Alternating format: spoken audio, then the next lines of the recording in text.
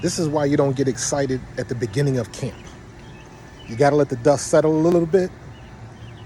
Jalen Ramsey, C.J. Gardner-Johnson, Joe Burrow, all of them got carted off the field in practice today, or this week rather. So you can't get too high or get too low based on what you see in the first week of practice. You got to let things settle in. You got to let the dust settle a little bit to really see what you got, because any one of those three players, if they go down and if they can't perform for their team, that's a huge loss, especially Joe Burrow.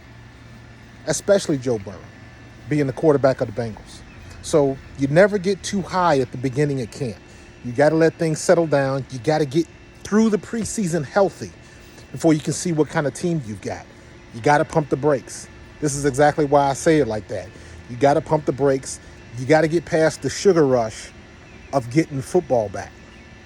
Once it settles down, once everybody gets acclimated, and you see what kind of team you have when the season starts.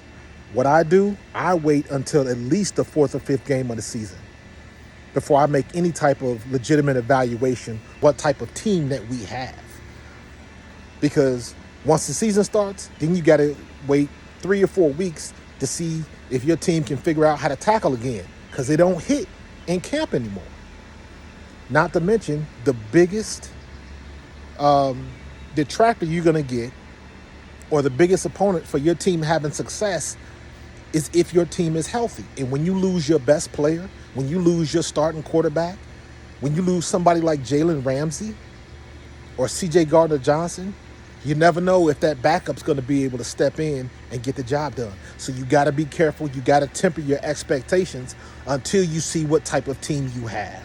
You can't figure out what type of team you have until at least the third or fourth week of the season, when you've had people play you, when other teams have tape on you, and now you can get surprised by a team in the first 2-3 games. By week 4, everybody in the league's got tape on you, so they know your tendencies and stuff like that.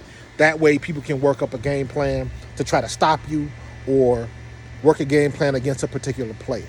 Everybody's got tape on you, so the difficulty level rises a little bit. But at the beginning of the year, especially in camp now with the way they run camp, you got to be patient before you can see what type of team you really have.